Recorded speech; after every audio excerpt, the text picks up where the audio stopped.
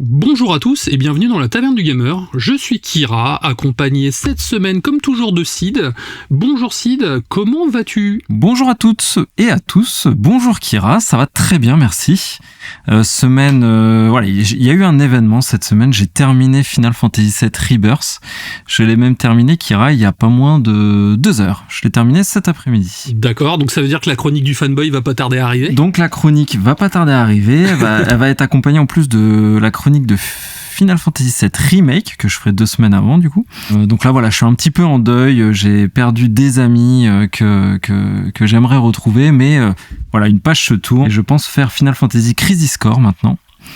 Et aussi, je suis toujours sur Chrono Trigger, donc c'était ça le jeu dont je parlais la semaine dernière. La petite devinette de la semaine. Voilà, la petite devinette qui a été remportée. Le premier à l'avoir trouvé, c'est Cosimo, le gagnant du jeu sur Chrono Trigger, et il joue dessus en ce moment en plus, donc c'est assez rigolo.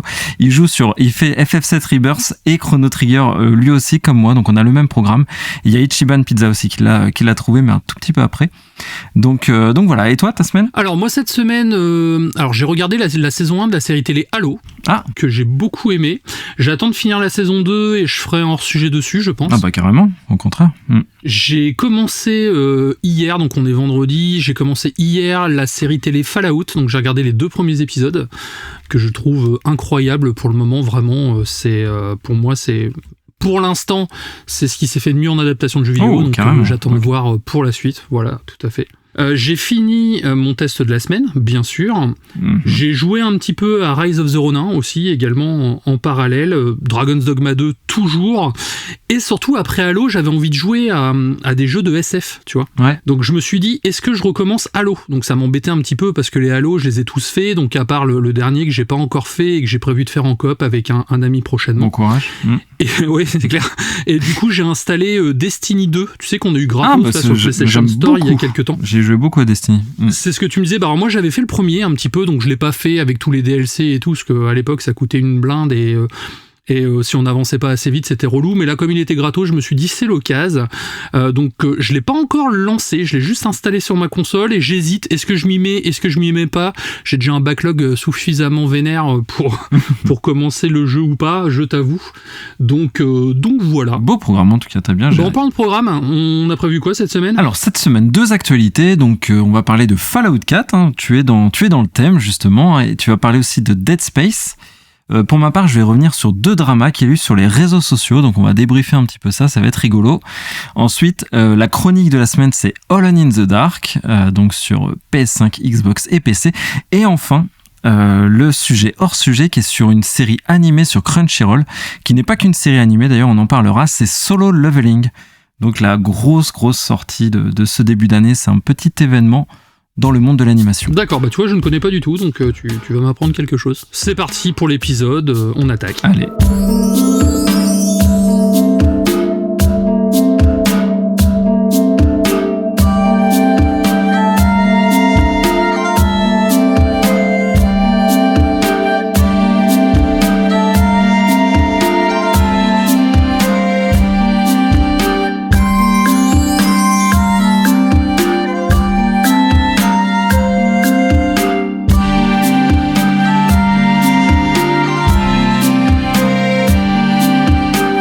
Fallout 4, la mise à jour tant attendue arrive. Donc bien sûr Fallout 4, le dernier Fallout en date, si on compte pas le Fallout 76 qui est un MMO. Fallout 4 qui est sorti maintenant en 2015, donc ça commence à remonter, mine de rien, ça fait quasiment 10 ans. Et je me demande s'ils n'ont pas profité de la sortie de la série donc pour sortir leur fameux patch next-gen qu'on attend depuis l'année dernière. Possible, ouais. Au contenu de ce patch, en fait, donc des performances améliorées, bien sûr, pour la Xbox Series XS et la PlayStation 5, ainsi que le PC, bien sûr. Les joueurs sur ces consoles bénéficieront d'applications natives spécifiques pour la qualité d'image, donc option mode performance dynamique ou mode qualité visuelle, comme on trouve partout accessoirement. Stabilité renforcée et corrections diverses, donc ils ont encore corrigé des bugs, même 9 ans après, donc ça c'est beau.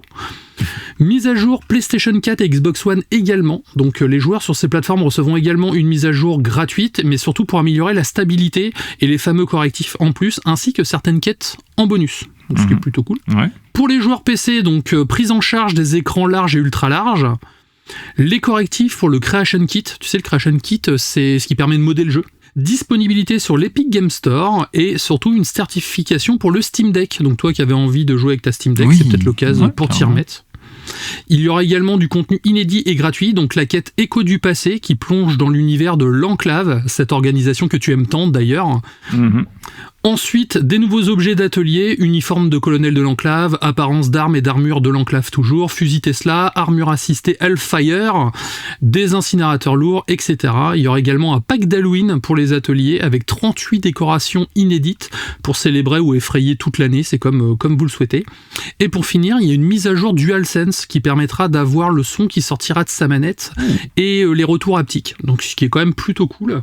Sachant que moi j'ai le jeu sur les deux consoles, j'ai à la fois sur Xbox et sur PS, je pense que je vais le faire sur PS5, au moins pour profiter de la DualSense. Non mais c'est beau, hein. On voit que Bethesda 9 ans après corrige encore des bugs, c'est dire à quel point il y a des bugs, c'est dire à quel point ils sortent des jeux avec des bugs.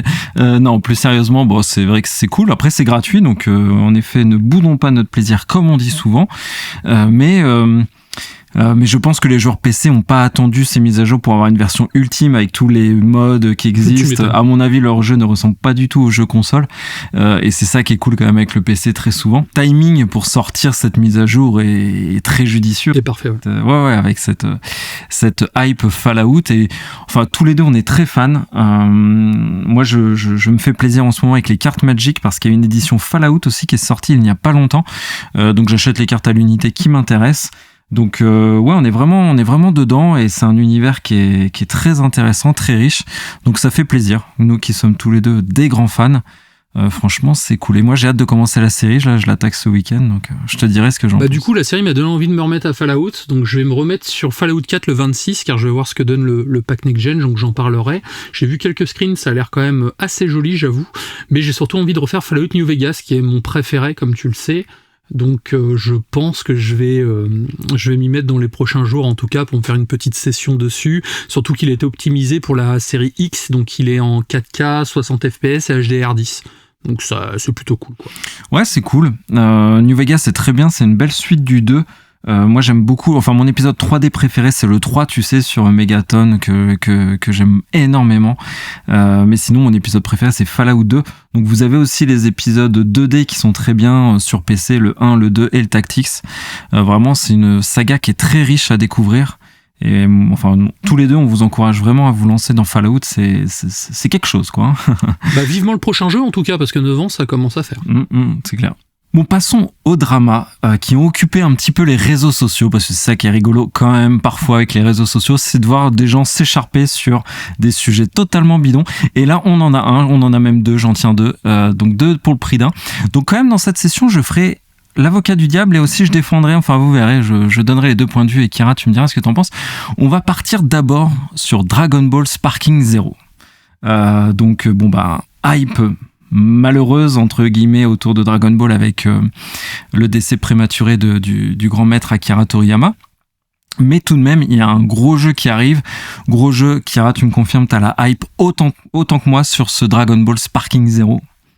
J'ai une très très grosse hype, un descendant des Budokai Tenkaichi, forcément je suis chaud bouillant, et le gameplay que j'ai vu l'autre jour m'a beaucoup plu, donc ouais, j'ai quand même hâte de mettre mes mains dessus, ça sera un de mes tests je pense. Tout à fait, tu parles des trailers qui sont, enfin des sessions de gameplay qu'on a vues récemment, c'est parce qu'il y a eu des nouveaux trailers de dévoilés, et aussi une grande partie du roster, et tout le drama est autour de ce roster. 160 personnages, donc c'est énorme. Donc ça pour moi c'est un des gros intérêts de ce jeu, et c'est ce qui me fait envie de jouer avec plein de personnages. Sauf que de ce 160 personnages, et là voilà le drama, c'est que on a des versions X de par exemple Vegeta qui a au moins 12, 13, 14 versions de Vegeta en différentes transformations. Donc qui sont des persos à part entière. Donc il y a 12, il y a 15 Sangoku, autant de déclinaisons, il y a même plusieurs Krillin. Donc pour aller chercher plusieurs Krillin quand même faut avoir envie. Et donc le camp du bien, si je puis dire, les défenseurs du jeu nous disent que tant que le gameplay change à chaque personnage, c'est pas grave s'il y a plusieurs personnages Sangoku. Et en plus, dans ce roster, ce qui est cool, c'est que il y a aussi des personnages qui sont très secondaires. On a Dabra, Jinyu, Kibito. Enfin, c'est ça l'intérêt d'avoir un roster aussi large, c'est qu'il y a aussi des petits personnages comme ça à aller chercher à gauche et à droite.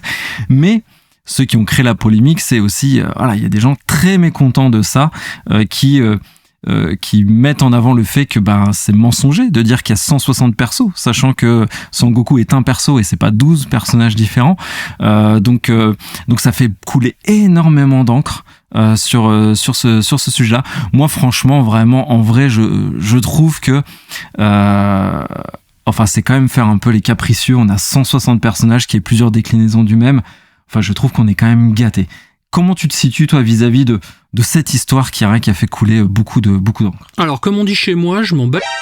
Concrètement, oui, il peut y avoir autant de Sangoku, de Vegeta ou de Krillin, ok, mais à l'époque des Budokai Tenkaichi, c'était pareil, en fait. Oui, c'est chiant d'avoir 15 transformations différentes en 15 slots de personnages différents, mais à la limite, vaut mieux les avoir que ne pas les avoir du tout, en soi. Et avoir les personnages secondaires, comme tu disais, mineurs, qu'on peut rechercher dans la saga Dragon Ball, c'est super cool, en fait. Et comme tu dis, pourquoi pas bouder son plaisir.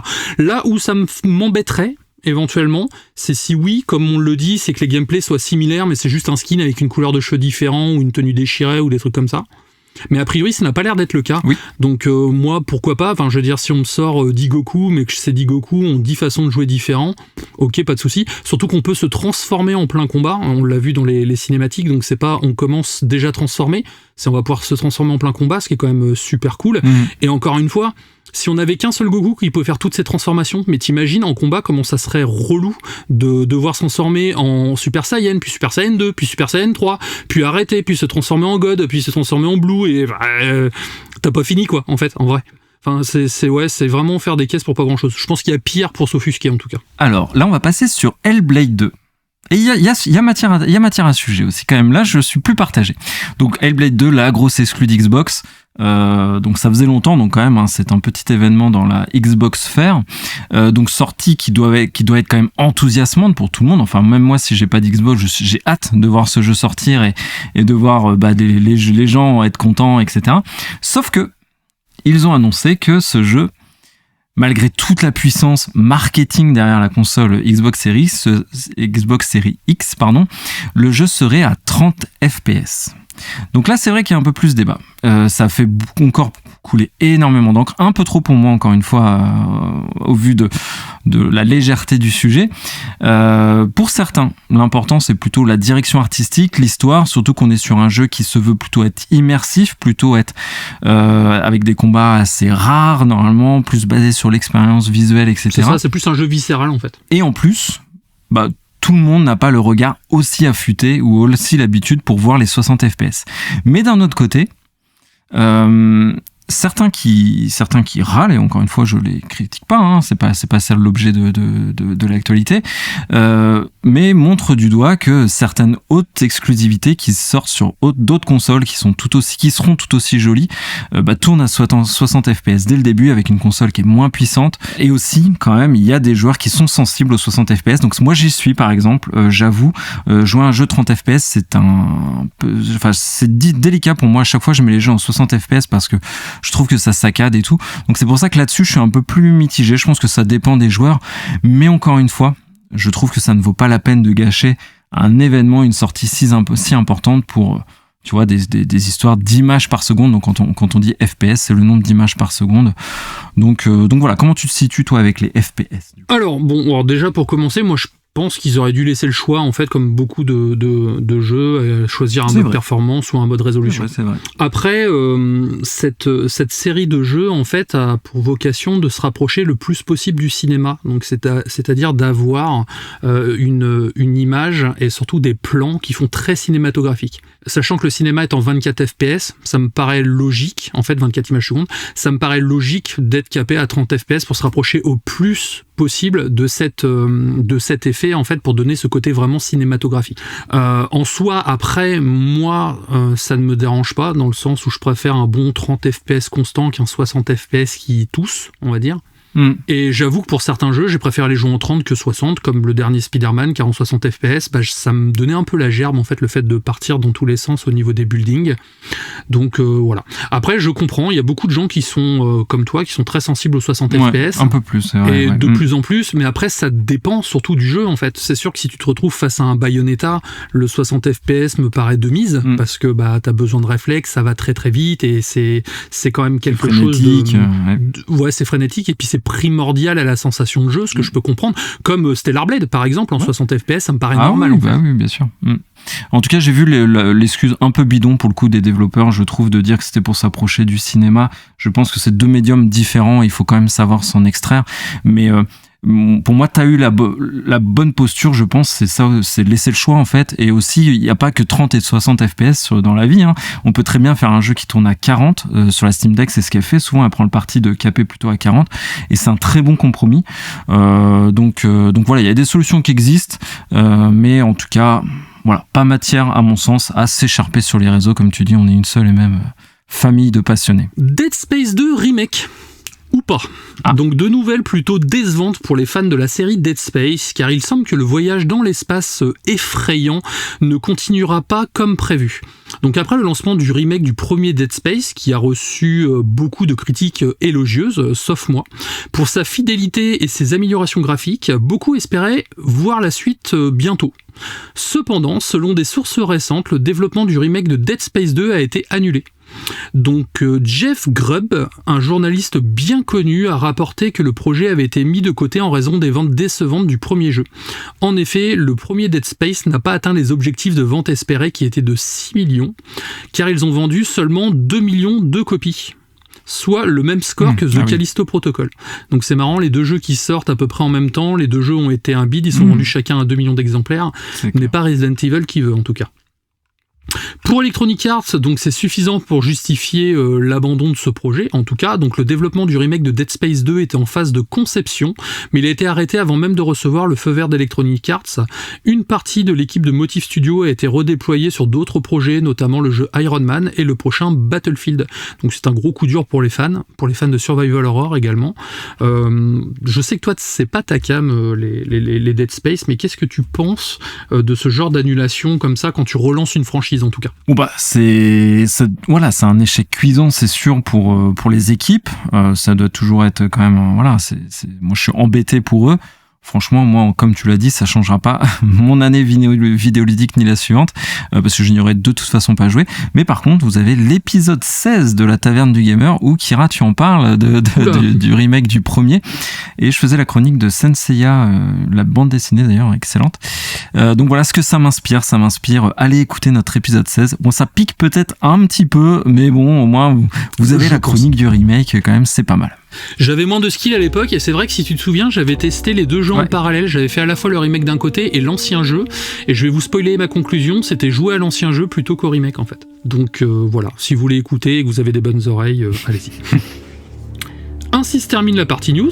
Oui. Donc on va passer sur le test de la semaine qui est Alone in the Dark remake. Un remake que tu attends tout autant que moi. Et que je vais commencer dans quelques instants. Allez.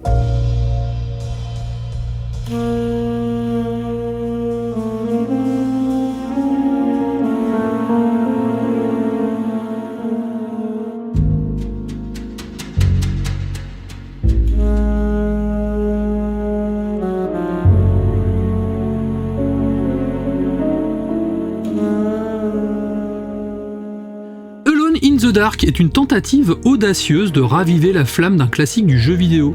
Ce jeu, qui a posé les bases du genre du survival horror, revient avec une esthétique modernisée, tout en essayant de rester fidèle à l'essence de l'original.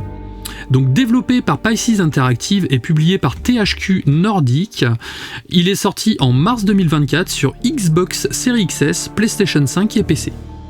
Le jeu original, Alone in the Dark, a été créé par Frédéric Reynal, un français cocorico.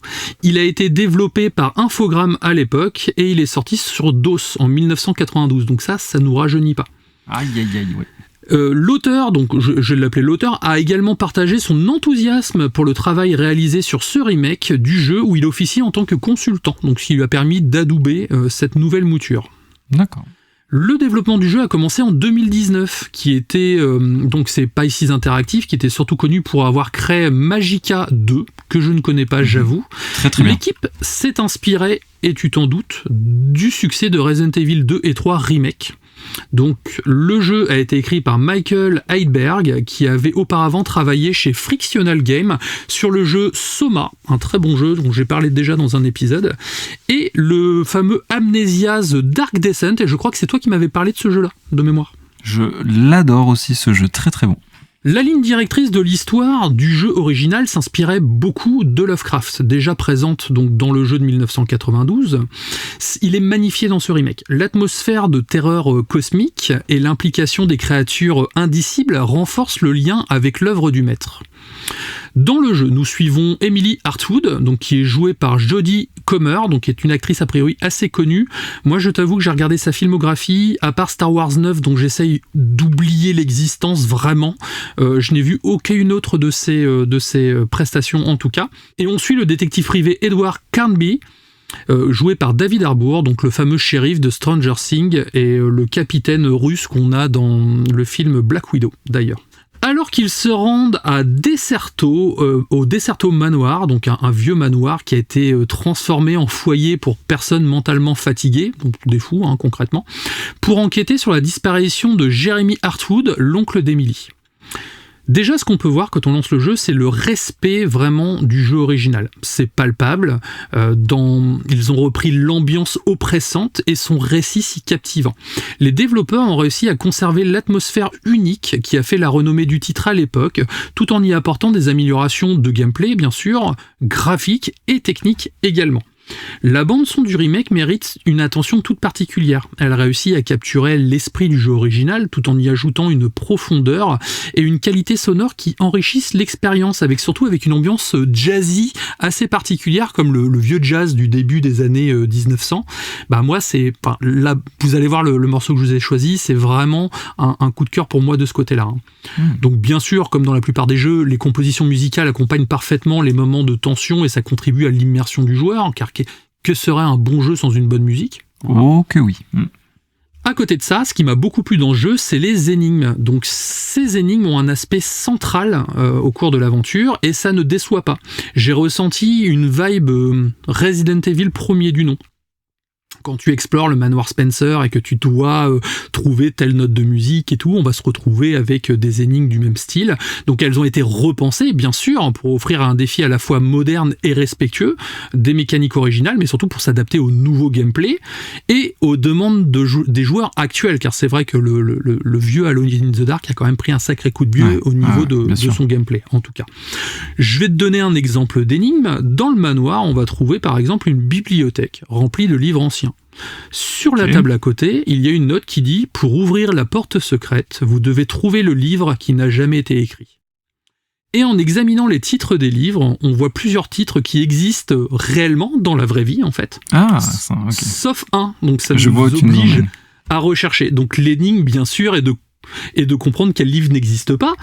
Une fois qu'on a trouvé le bon livre, on peut le mettre on peut tirer dans l'étagère, ce qui va ouvrir la fameuse porte secrète et nous emmène dans une nouvelle zone du manoir. J'aime beaucoup, on va un peu plus loin que le fameux clé armure dans la serrure armure, quoi. Exactement, on a quelques énigmes avec des clés, mais c'est toujours tourné d'une certaine manière, donc on va avoir un espèce de, pour pas spoiler, de petites appareil en fait qu'on va pouvoir tourner d'une certaine manière et comme un peu comme une station météo en fait avec une petite loupe qui nous permet de regarder le ciel. C'est un peu le même principe, sauf que là ça va être apposé sur plusieurs endroits dans le jeu et si on trouve la bonne combinaison, ça nous permet de voir soit un flashback, soit un flash forward de ce qui pourrait se passer dans le futur pour les néophytes. Et du coup, ça permet justement de créer des nouvelles énigmes qui va pouvoir jouer sur différentes perspectives en fait. Et ça, c'est quelque chose qui m'a beaucoup plu parce que c'est ce qui manque dans les derniers Resident Evil, même si j'aime beaucoup ces derniers jeux. Le côté énigme et recherche un peu posé par moment, c'est un vent de fraîcheur malgré tout, alors qu'on est quand même dans un remake d'un jeu qui a plus de 30 ans. La partie shooter, en revanche, n'est pas l'élément le plus réussi du jeu. Le personnage est un poil lourd, le jeu souffre forcément de la comparaison avec les Resident Evil, mais ça fonctionne quand même, une fois qu'on maîtrise l'esquive, par exemple avec le bouton rond. Le personnage, bon, j'ai vu pire en termes de jeu de shoot, hein, clairement. The Sinking City, dans un univers de Lovecraft, lui, on peut voir à quel point c'était compliqué à tirer. Il y avait zéro sensation d'arme. Là, on ressent quand même les armes, mais le fait que le perso soit un peu lourd, c'est ce qui joue aussi à la tension du jeu, en fait. Après, on est un peu comme, encore une fois, dans les Resident Evil, je vais beaucoup le comparer, mais quand tu joues à Resident Evil, tu regardes Léon, par exemple, ou Claire dans Resident Evil 2, le personnage est un peu lourd quand même. Quand on se fait suivre par Monsieur X, on a un peu l'impression qu'il se traîne par moment. Après, souvent, dans ces jeux-là, tu as mis en avant l'aspect qui, pour moi, le plus fondamental, c'est l'ambiance, très Lovecraftienne, en plus, vraiment ce qu'on aime.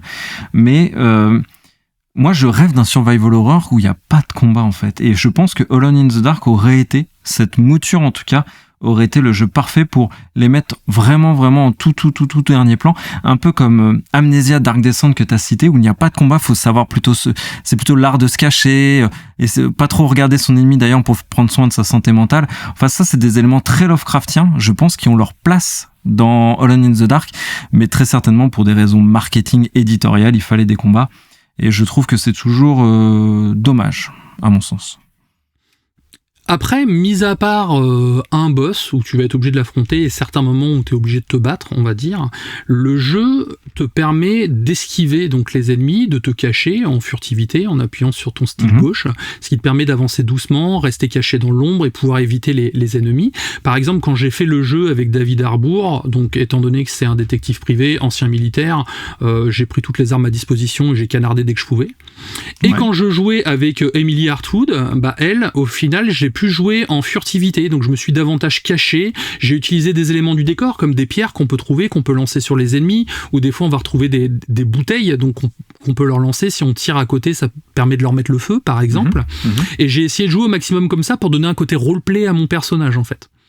Donc ça c'est aussi au joueur de se mettre une rigueur s'il a envie. Moi en tout cas c'était mon kiff. Le premier run je l'ai fait en mode bœuf, le deuxième je l'ai fait en mode finesse on va dire, et ce qui est bien c'est qu'entre les deux scénarios, donc on choisit son personnage en début de jeu, on va se retrouver avec des pans de jeu différents en fait, donc comme si les deux personnages évoluaient en parallèle au même moment. Donc même si on va se retrouver avec certains moments clés communs, on va se retrouver dans certaines parties à un autre moment, à d'autres endroits, ou dans certaines pièces, on va trouver des items qu'on ne retrouvera pas dans sa première ou seconde run, par exemple. Ok, et est-ce que c'est induit par le game design, par le gameplay, le fait que tu aies adapté tes deux styles, ou c'est toi, à ton initiative, que tu as adopté des styles différents? J'explique, par exemple, est-ce que la personnage féminin est plus fragile, a moins de vie, a un inventaire plus resserré? Est-ce que lui, à contrario, a beaucoup plus, il a des armes qu'elle n'a pas, comme un peu dans le scénario de Resident Evil 2, par exemple, ou est-ce qu'il a plus de munitions? Enfin, est-ce qu'il y a des éléments de game design qui font que cette orientation de gameplay est quand même induite par le jeu, ou c'est vraiment plutôt au joueur là de se faire sa propre expérience? Alors c'est moi qui me suis fait ma propre expérience, parce qu'après au niveau du personnage il encaisse pareil, elle a la même la même endurance, elle a les mêmes armes également. Par contre c'est vrai que j'ai trouvé qu'il y avait moins de munitions dans ma deuxième partie avec Emily Hartwood en tout cas. On peut utiliser des objets trouvés dans l'environnement, comme des armes de corps à corps, par exemple, donc des tuyaux, une pelle, une hache, un chandelier, et surtout... C'est Cluedo ton truc? Ouais, c'est un peu Cluedo. Et surtout, ces armes de fortune qu'on va trouver peuvent se briser à tout moment. Donc on va pas s'en servir de façon illimitée. Si on continue à taper avec, à un moment, elles vont craquer, on va avoir un petit logo comme quoi elles sont endommagées, et après elles vont se briser directement sur la tête de l'ennemi. Donc ce qui nous oblige aussi à anticiper ça. Si on se retrouve avec une hache, on s'en est déjà servi 10 fois, on peut se dire peut-être qu'elle va bientôt casser, donc même si j'ai un tuyau qui est moins solide, c'est peut-être plus judicieux de le prendre maintenant que d'attendre. Donc comme je disais, le jeu propose des armes à feu, un pistolet, un fusil à pompe, un lance-fusée et une mitraillette Thompson. Donc ce sont les seules armes qu'on va trouver dans le jeu. Ce sont des armes d'époque bien sûr. J'ai trouvé que le feeling avec les armes était pas ouf, c'est vrai. Par contre le son est très très bon, on a vraiment l'impression que ces armes tirent réellement en tout cas.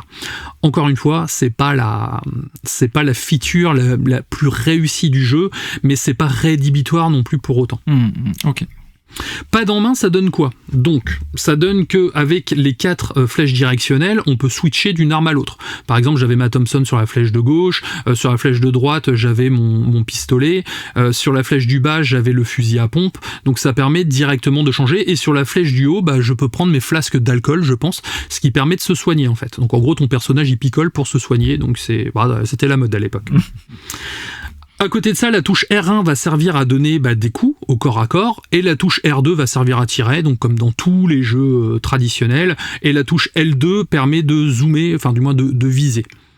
On peut courir en appuyant sur la touche, enfin du moins courir, on peut esquiver sur la touche rond directement, et quand on arrive face à un endroit où on peut grimper, une corniche ou quelque chose comme ça, on appuie sur croix, ce qui nous permet de monter par-dessus. Le pavé tactile, en revanche, lui sert à accéder à la carte et sert également à accéder à nos objectifs, bien sûr, mais à toutes les petites notes qu'on pourrait trouver dans le jeu et tous les petits objets qu'on pourrait trouver dans le jeu. Là où c'est dommage, c'est que la DualSense n'est pas du tout utilisée à bon escient. Donc il n'y a pas de retour haptique, on va pas avoir de vibration de ouf, et surtout il n'y a rien qui sort par le petit haut-parleur. Quand je le compare à Callisto Protocol, où je retrouvais des audiologues, je les entendais dans ma manette directement, ce qui était intéressant. Là, c'est pas le cas, parce que tu vas voir dans le jeu, il y a 15 collections d'objets à trouver, donc des collections qui sont, comment t'expliquer, c'est pour moi, ça. C'est des ensembles de 3 objets qui, une fois complétés, débloquent des connaissances interdites ou des éléments du jeu. Donc les connaissances interdites, ça fait très Lovecraft également. Ouais, carrément, ouais. Donc par exemple, dans la collection Mourir dans la dignité, on peut trouver une partition, une photo de guerre et une étiquette d'identification, ce qui débloque du coup des informations très intéressantes sur l'univers, le tout intégralement doublé en français et avec une VF de qualité. Le seul truc, c'est que t'es obligé de rester dans le menu options pour écouter tout ça en fait. Oui, c'est nul. Et quand ça parle, ça parle. Je te jure, à un moment, j'ai eu un monologue de 5 minutes où le mec est en train d'expliquer tout ce qui s'est passé. J'ai eu le temps de me faire un café, j'ai eu le temps de sauver la Corée du Nord 2 fois, de faire un château de cartes, de devenir le Godzilla des cartes, de détruire le château de cartes, enfin tu vois un peu le genre. Les personnages principaux, donc je l'ai dit tout à l'heure, c'est Edward Cranby et Emily Hartwood, qui sont 2 personnages très très attachants. Le fait qu'ils soient joués par des acteurs connus en plus ajoute à l'immersion, forcément à la sympathie, et on éprouve une certaine sensibilité, en tout cas à leur égard. Là où c'est intéressant également, c'est que c'est leur VF respectif qui a été utilisé dans le jeu.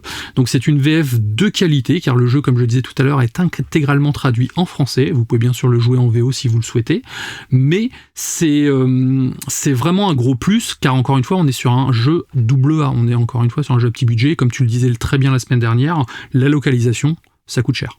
Ouais, très cher. Au niveau des plus et des moins, donc moi j'ai noté le manoir, que j'ai trouvé vraiment très très cool. Les énigmes, qui sont excellentes également, nos 2 protagonistes, et la musique, qui est vraiment excellent. Au niveau des moins, j'ai mis les gunfights, certains allers-retours qui sont un peu faciles. Tu sais, t'arrives, ta porte elle est bloquée, faut que tu fasses le grand tour, et puis t'arrives derrière la porte pour la débloquer. Donc il y a des moments, c'est bien, mais il y a des moments, j'ai trouvé que c'était vraiment pour rallonger un poil la durée de vie. Au niveau du scénar, faut compter à peu près 7 heures chacun pour pouvoir les faire. Ouais. Donc la durée de vie est très bonne pour ce type de jeu. C'est ramassé, c'est bien, ouais, moi je trouve ça bien. En conclusion, ce remake d'Alone in the Dark est une réussite qui saura satisfaire les fans de la première heure tout en attirant un nouveau public. Il souffre malheureusement de la comparaison avec les remakes de Resident Evil, malgré un budget sensiblement moindre, et surtout, comme je le disais tout à l'heure, un AAA et un AA ne se comparent pas forcément. Il rend hommage au jeu original tout en réinventant ce qui est la marque des grands remakes à mon sens.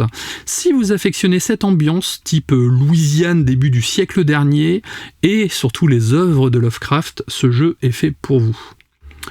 J'ai trouvé que beaucoup de critiques avaient eu la dent dure sur ce jeu. Je trouve qu'en ce moment c'est devenu un peu la norme de taper sur les jeux à petit budget ou à moyen budget.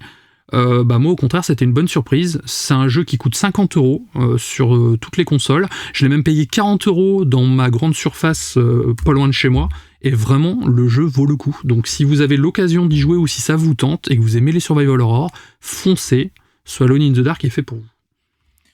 Bah moi ça me donne trop envie, parce que tu vois j'ai besoin aussi de temps en temps de jouer à des jeux plus ramassés en durée de vie, avec un parti pris différent, qui sont pas forcément toujours des gros budgets, des jeux qui essaient de t'en mettre plein la vue. Moi, je préfère quand il y a des partis pris vraiment artistiques, de créatifs.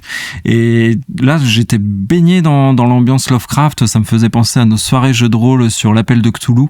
Donc, écoute, demain soir, comme je viens chez toi, j'espère que tu vas me le prêter. Parce que je le ferai. Tu vois, ça me fait très envie et je le ferai en mode vraiment jeu popcorn, tu vois, une petite session de temps en temps quand j'ai envie de me mettre dans l'ambiance, 1 heure par-ci par-là. Je pense que ça peut être vraiment un très très bon délire.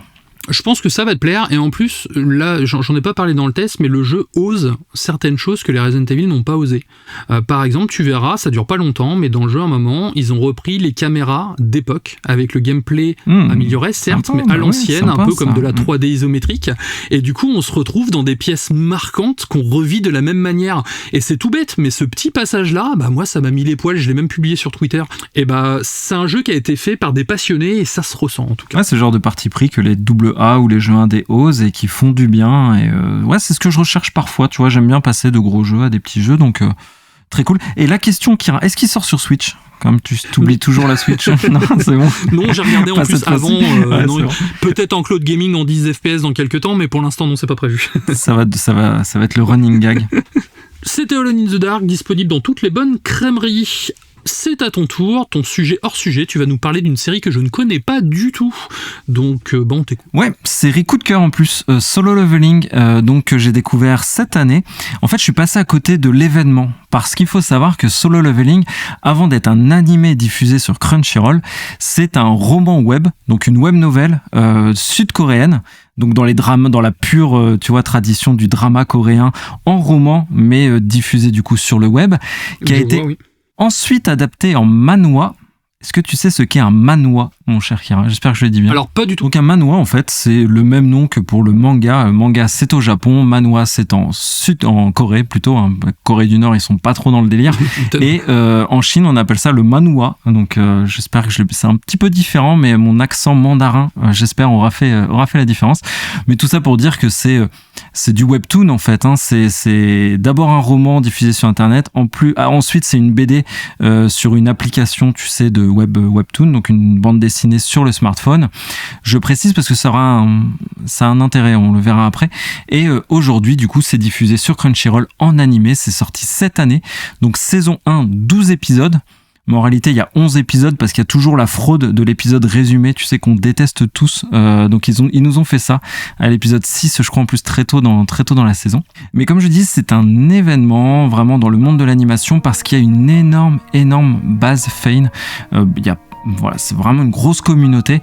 Donc, c'est pour ça qu'à force, j'ai vu cette série remonter dans les actus et je me suis lancé. Et du coup, je vous propose une petite interlude musicale avant d'attaquer la chronique.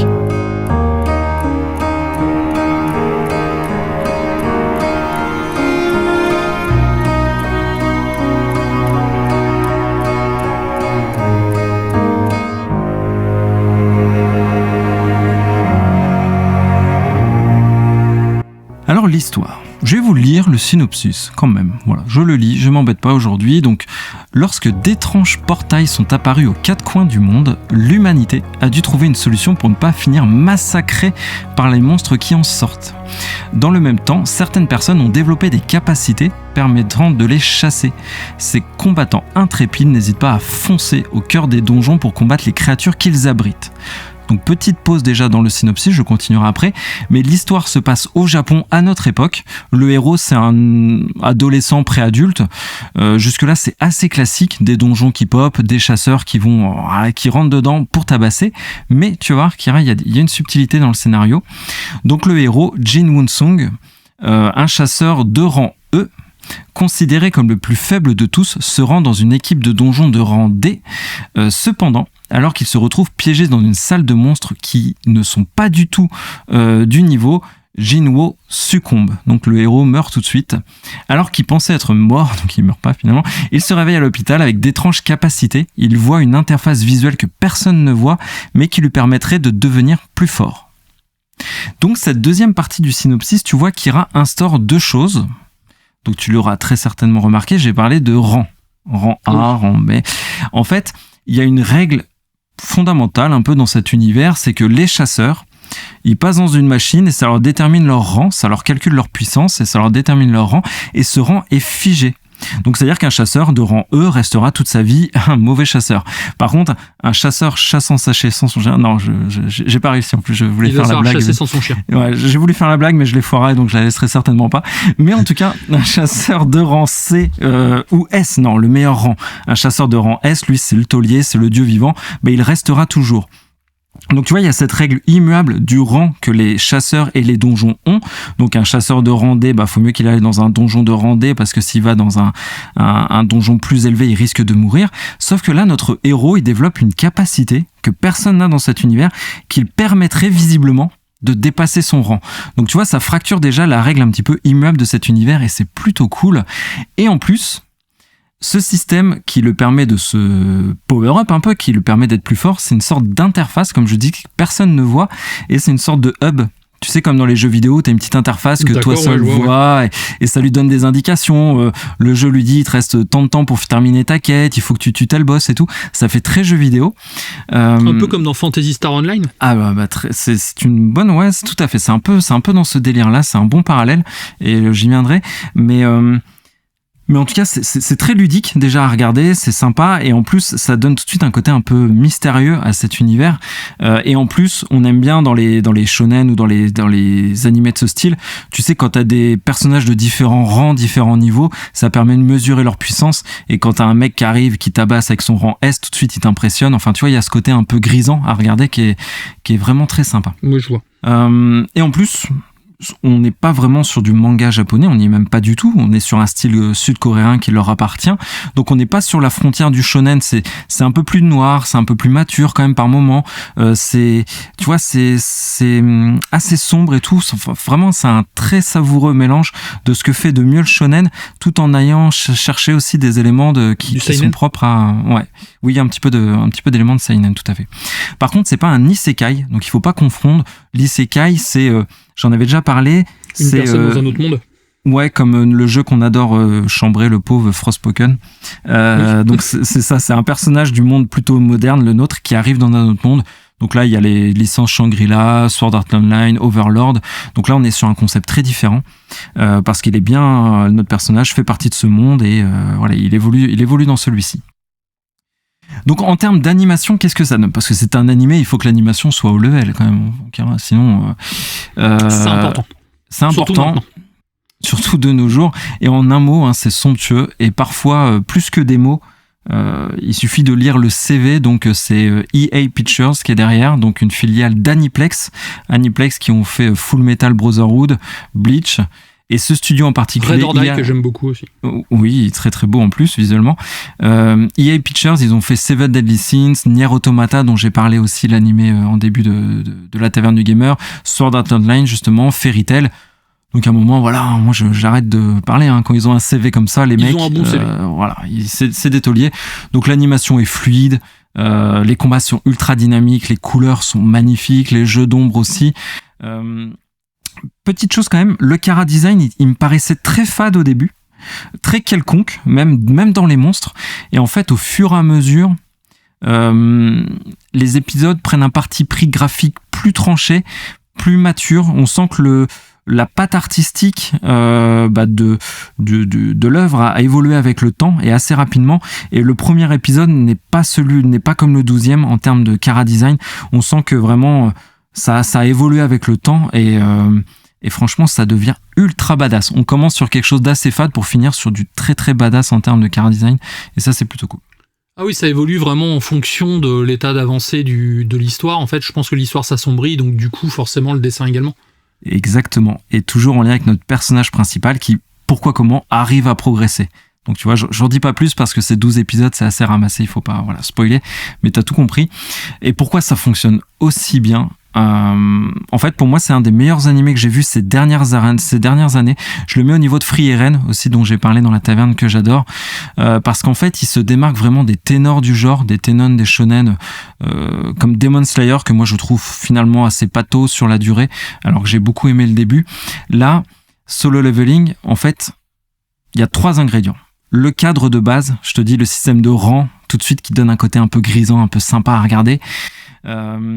ce cadre qu'on aime bien, est tout de suite rompu par ce système de personnage qui peut évoluer alors que normalement il est dans un univers qui peut pas, avec cette interface que lui seul voit, que personne d'autre a, et tout de suite on se demande pourquoi, comment, grâce à qui, dans quel but, qui est derrière tout ça. Donc tu vois, il y a un élément d'intrigue qui s'installe, qui fait planer beaucoup de mystères, et sur le temps, on a envie de savoir, et l'animé nous diffuse très peu d'informations là-dessus. Donc tu vois, t'as toujours cette envie de savoir, et surtout le rythme Kira. En fait, dans Solo Leveling, ce qui fait sa marque de fabrique, c'est que tout s'enchaîne de façon ultra frénétique. Le personnage évolue d'épisode en épisode, le scénario aussi, la trame, tout progresse frénétiquement. Et je pense que c'est tout de suite lié à la façon dont l'œuvre originale, donc le roman et le webtoon, étaient diffusés, parce que c'était du support dématérialisé. Donc il y a plein d'avantages au dématérialisé, sauf que il y a un inconvénient majeur qu'il y aura, c'est que on regarde ça sur notre téléphone. Et le téléphone, c'est surtout la plus grande source de distraction qui existe. Les notifications, les SMS, les réseaux sociaux. Donc en fait, quand on écrit, quand on œuvre sur ces médias, on est obligé d'être tout le temps accrocheur, tout le temps d'être dans l'action, toujours réussir à capter son auditoire. Et en fait, l'animé qui découle de tout ça a hérité de toutes ces qualités de très très accrocheuse, très frénétique et envoyé dans tous les sens, quoi. Et ouais. Et en fait, ça en fait vraiment un animé que je trouve à part, parce que les mangas tels que l'on connaît, il y a des power-ups souvent comme dans Dragon Ball, comme dans Fairy Tail, mais qui prennent du temps, qui passent souvent par des phases dramatiques où le héros échoue. Après, il va progresser, c'est grâce à ses amis. Enfin, tu vois, il y a tout un archétype autour du shonen. Là, franchement, il a pas le temps, quoi. Il a pas le temps. Je vois tout à fait. Il a pas le temps, et en fait, ça donne quelque chose de très rafraîchissant, très dynamique, et on a l'impression que en fait, l'animé ne s'accorde aucune limite. Tu vois, toujours ça peut aller plus loin, et franchement, c'est un vrai régal. Donc, avant la conclusion, Kira, donc là, on a une saison, 11 épisodes sur Crunchyroll, la saison 2 est annoncée, elle arrive. Vous avez les romans sur Delcourt, édité chez Delcourt, il y en a une dizaine je crois. Le manhwa, donc le livre relié, la bande dessinée, elle est aussi chez Delcourt, il y a 13 tomes je crois. Et il y a un jeu vidéo aussi qui est en développement par un studio que je connais pas. Donc je m'aventurerai pas à dire si ça paraît cool ou pas, mais en tout cas tu vois, très gros événement et plein de supports. Oui, ils ont envie de faire des choses avec cette licence en tout cas. Exactement, je te dis, c'est vraiment en fait un petit événement pour ceux qui... il y a une grosse communauté, tu sais, de K-pop, de K-drama, enfin tout ce qui est lié à la culture sud-coréenne, et ça, c'en est vraiment un pan en fait de cette culture. Donc c'est pour ça que c'est un grand événement dans le secteur de l'animation. Oui, je vois, oui.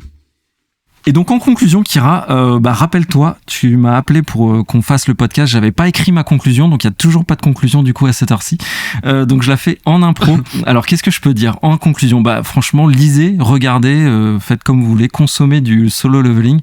Si on doit retenir qu'une chose, je l'ai dit, le rythme frénétique avec ses rouages un peu nimbés de mystère, le système, l'hub, etc.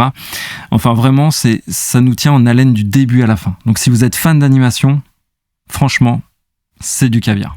En tout cas, tu donnes envie de regarder. J'aimerais bien voir à quoi ça ressemble. Donc, si tu pouvais envoyer quelques petites photos, qu'on puisse voir des petits screens, allez, qu'on puisse voir quand même, qu'on puisse s'imaginer surtout la chose en tout cas.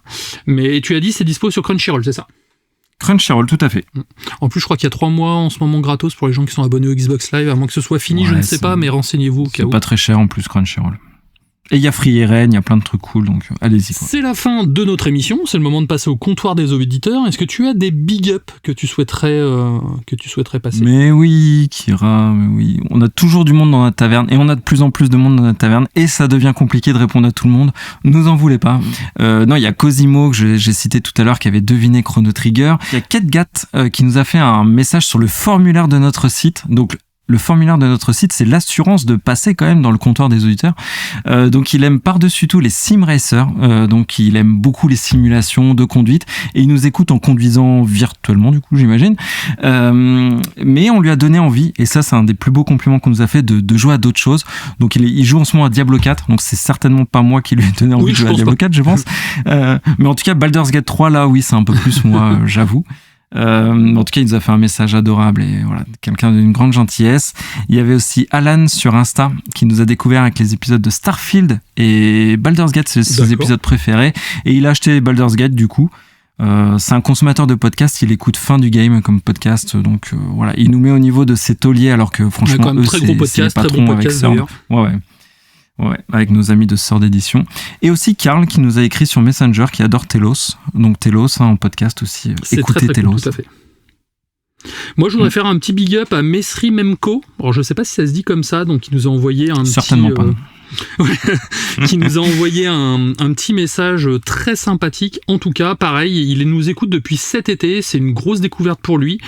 Et on est devenu son actu JV préféré chaque lundi. En tout cas, c'est comme il dit, c'est un vrai plaisir. On lui a fait découvrir de nombreux jeux, séries et films. Et il voulait nous rendre l'appareil, en fait, en me proposant de tester le jeu Vertigo, car il sait que j'aime les jeux narratifs. Et c'est vrai que c'est un jeu qui m'intéresse également. Donc je pense que je le ferai prochainement.